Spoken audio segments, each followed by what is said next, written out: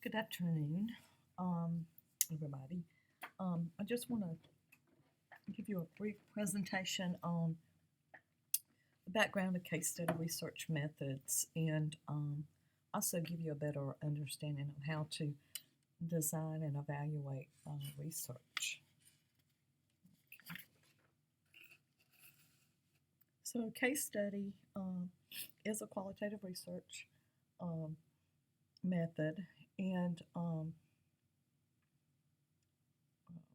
you have completed a thematic analysis already first, but we're also going to, there's also grounded theory, phenomenology, and ethnography that we'll discuss later.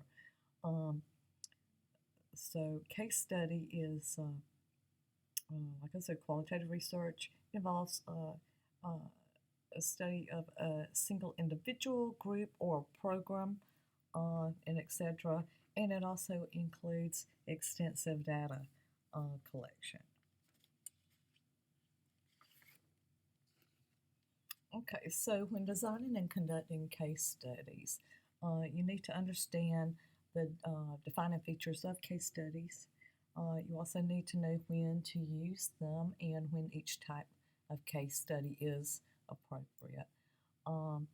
Also, we're going to look at contrasting different case study methods and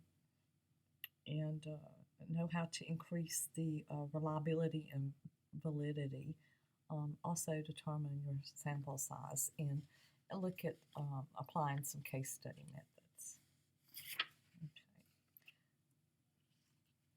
Okay. These are some books to read on case studies. The main authors are Stake and Yin. The first one is the main one to have if you're thinking about using case study methodology in your project, then you'll probably want to have at least Robert Stake's The Art of Case Study Research. Robert Yin is also very, very excellent. But these are some three good resources that also the Cresswell text as well. But those are the books that you'll want to read if you decide to use case study as methodology. And like I said, Cresswell is also excellent.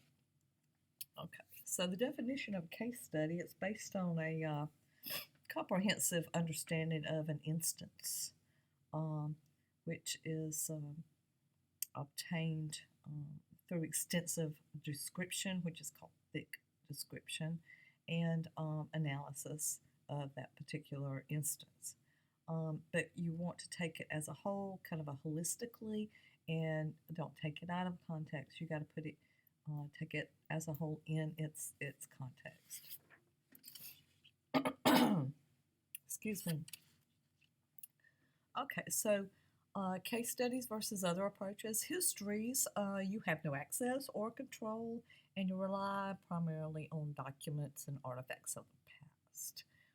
Experiments are done when behavior can be manipulated, such as a social experiment, and you might have like different control groups and so forth. Surveys involve a large number of cases. They're thin descriptions, not thick like we would like to see in qualitative methods. And they also have empirical generalizations. So surveys more quantitative, and they also have a large number of cases. So qualitative has a large amount of data, but you might just have a few cases. Excuse me. So defining the case study. Just said case studies emphasize thick descriptions. So they're not just descriptions, but interpretations or perceptions of people, and but those interpretations of people that are knowledgeable, and the evaluator, who is your researcher, applies principles of relativity. So is it relative to what you're asking? And you come up with the particular themes or codes and identifying the best explanations. Okay. Next, the case study purpose. Well, the purpose is a particularization, not a generalization. So know it very well, and it also places the observer in the field, embedded in the context of the study. So you also need to share your biases with your readers, examine meaning, and substantiate that meaning. So the purpose is particularization, not generalization. Um, and this is Robert Stake's uh, definition of his purpose. Okay, so when to use case study? So when you're looking at using a case study, you're looking at for how or why or what questions, who, where, how many, how much, or to extent questions are more like survey strategies, and or analysis of archival records, which are primarily quantitative. Okay, there are three case study categories: descriptive, explanatory, and combined. So, descriptive describes an intervention in the context in which it occurred. Explanatory explains causal links in interventions, links program implementation with program effects. And then combined also can bring both descriptive and explanatory together. So it brings together findings from several case studies to answer an evaluation question. So, in other words, they overlap. Okay, the three types of descriptive case studies. The first one is illustrative. It adds realism and in-depth examples to other information about a program, project, or policy. It also describes what is happening and why, to show what a situation is like, often used to help interpret survey data. Generally, it's selected as a typical or representative of important variations, and the number is generally kept fairly small. Next one's exploratory. So you're exploring situations where little is known about the intervention or its potential outcomes. So just keep in mind when you're exploring something, not much is known. Okay, the next one is critical instance. So to examine a single instance of a unique interest or serve as a critical test of an assertion about a program, project, problem, or strategy. So you need to be critical of a single instance. And there's two types of explanatory case studies. You've got program implementation and program effects. The program implementation is the case study investigates operations, often at several different sites, and often normatively. So program effects as a case study looks at causality and usually involves a multi-site and multi-method assessments. And then remember I said you have a type of combined case study, which is cumulative. So it brings together findings from many case studies and to answer a question, evaluation question, whether descriptive, normative, or cause and effect. And it says think synthesis. That's where I'll talk about the subcategories. You have intrinsic case study, instrumental, multiple, or collective case study. Okay. First is your intrinsic. So the researcher here is interested in understanding a specific individual or situation. They're looking for why. And the goal is to understand the case in all of its parts. And so it's primarily exploratory research. Instrumental, the researcher is interested in understanding something more than just a particular case. They study the case only as a means to a larger goal. So it's a means to, sort of like means to an end. So the goal equals global. So you're drawing conclusions that apply beyond a particular case. Multiple case studies. Okay, so multiple case studies at the same time, you could have the same study contains more than a single case. For example, a study of school innovations, independent innovations occur at different sites. Every case should have a specific purpose. And it's often needed for explanatory cases or case studies. Replication.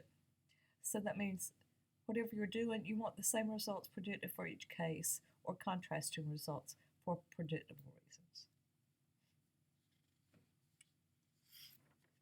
Okay.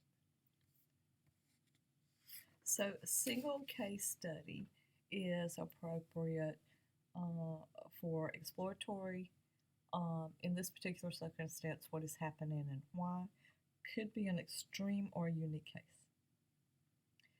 It's typical in a typical site what is happening and why. And then for critical instance, does this single instance support a theory? Some other sampling strategies. A probability sample, what is happening as a whole and why. It's not appropriate for case study selection, but can use sampling for embedded units. And then a convenience sample, well, it's not a very good sampling strategy either. In this site, a lot of people select convenience samples only because that's all they've got available.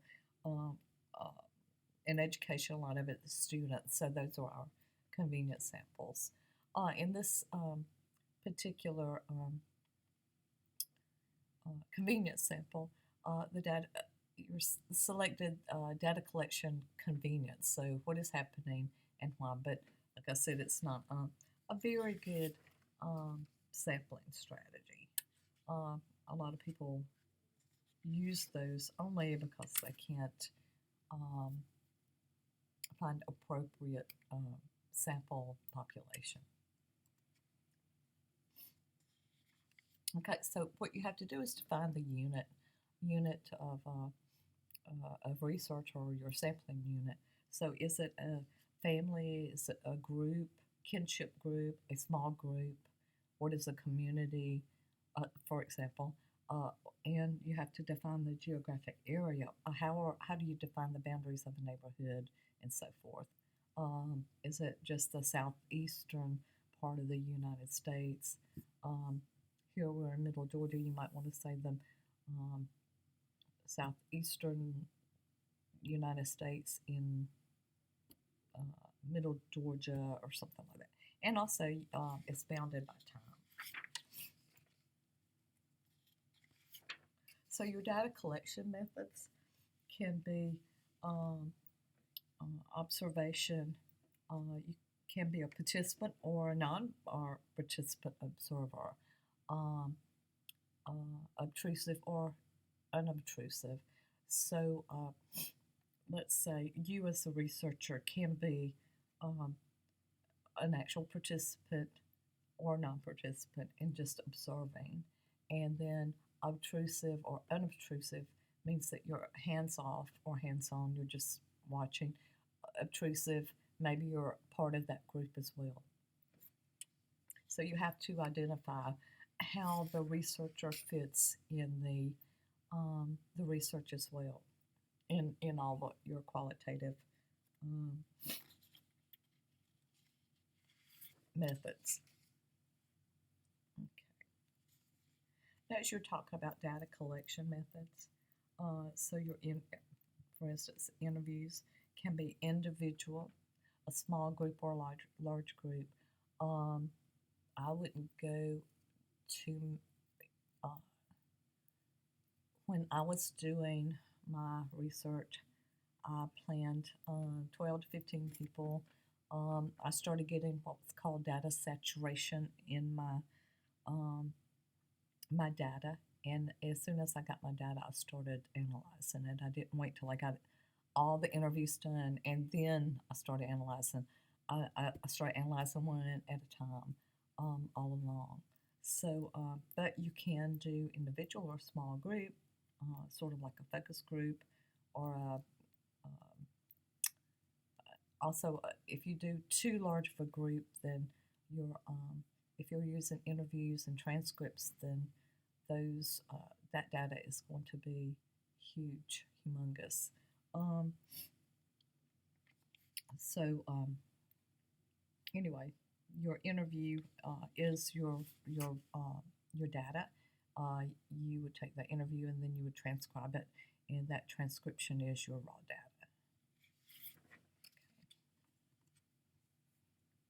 So, under data collection methods, a good interview is a good conversation.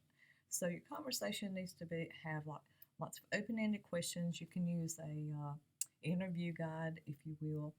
Um, it's not really a protocol, but it is sort of a guide. So I would list that as some sort of protocol. Conversation, open-ended questions, and get the participants to share um, their their thoughts. Okay. And document analysis, um, your data collection can be contemporary records, historical records, personal information, and also public information. So what you want to do is what's called triangulation. You check for consistency. It also increases credibility. It's extremely important qualitative concept, and this spans across all of the qualitative methods, not just case study. So the triangulation, what you're doing is using different kinds of data collection methods to see if you're getting the same results. So you can use, like I said, different data sources. You can also use several different other evaluators other than yourself to see if they get the same type of analysis that you do.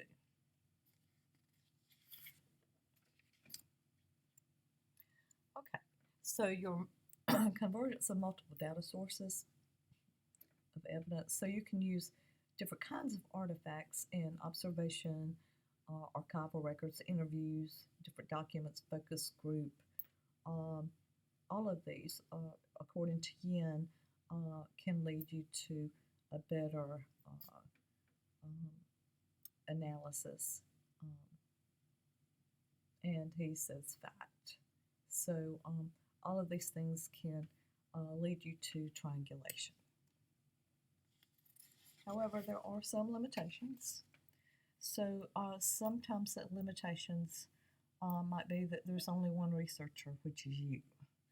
So you may not have another person that can validate some of your information or your data or your analysis. Not all environments are identical either, so you may have to some of those things will, some of the limitations will show that you can't generalize a lot of times.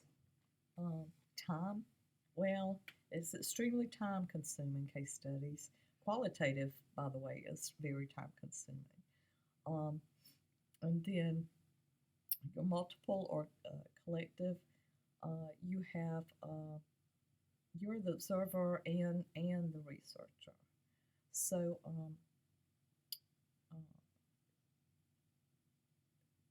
you really, it's hard to say that you have to show that you have put the rigor in to be able to have some kind of valid generalization. Okay, and like I said before, it takes a lot of extensive research and time for case study or even qualitative analysis. Okay, so your content analysis, the researcher, like I said, is the observer and the analyzer. So your conclusion is generally used to develop a more intense study.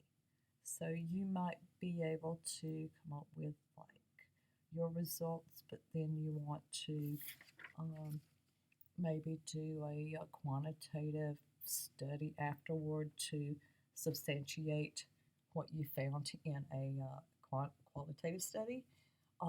You could do it either on the back end or the front end. What if I have a quantitative study that I want to do a qualitative afterwards to substantiate what I found in the quantitative study? Or you can have what's called a mixed methods approach and do them both together. However, right now we're just talking about qualitative research methods in this course. Okay, so I will send some more information out on phenomenology, environment theory, ethnography soon, and I hope you all are working on your proposal for this course. And if you have any questions, please let me know. Thank you.